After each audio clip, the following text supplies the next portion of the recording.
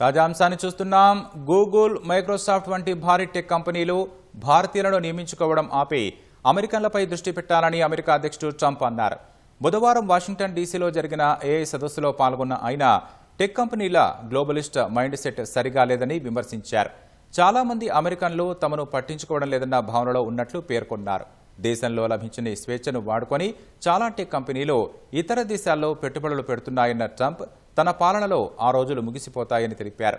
అమెరికాలోని భారీ టెక్ కంపెనీలు చైనాలో కంపెనీలు నిర్మిస్తూ భారతీయ ఉద్యోగులకు నియమించుకుంటూ ఐర్లాండ్ను అడ్డం పెట్టుకుని తక్కువ లాభాలు చూపుతూ స్వేచ్ఛను అనుభవించాయని ఆరోపించారు. ఏఐ రేసులో విజయం సాధించాలంటే సిలికాన్ వ్యాలీలో సరికొత్త దేశభక్తి అవసరమన్న ట్రంప్ ఇక్కడ ఉన్న టెక్నాలజీ కంపెనీలు మొత్తం అమెరికా కోసమేనని తేల్చి చెప్పారు. దేశానికే మొదటి ప్రాధాన్యం ఇస్తూ పనిచేయాలని వ్యాఖ్యానించారు.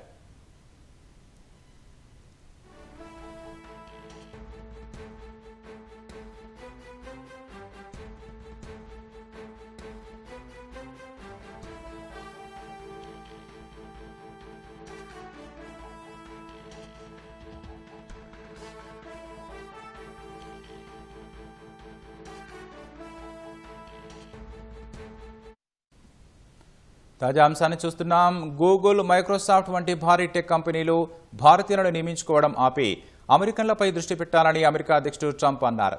బుధవారం వాషింగ్టన్ డీసీలో జరిగిన ఏఐ సదస్సులో పాల్గొన్న ఆయన టెక్ కంపెనీల గ్లోబలిస్ట్ మైండ్ సెట్ సరిగా లేదని విమర్శించారు. చాలా మంది అమెరికన్లు తమను పట్టించుకోవడం లేదన్న భావనలో ఉన్నట్లు పేర్కొన్నారు.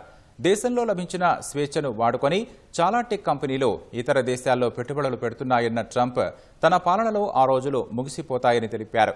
అమెరికాలోని భారీ టెక్ కంపెనీలు చైనాలో కంపెనీలు నిర్మిస్తూ భారతీయ ఉద్యోగులను నియమించుకుంటూ ఐర్లాండ్ను అడ్డం పెట్టుకుని తక్కువ లాభాలు చూపుతూ స్వేచ్ఛను అనుభవించాయని ఆరోపించారు.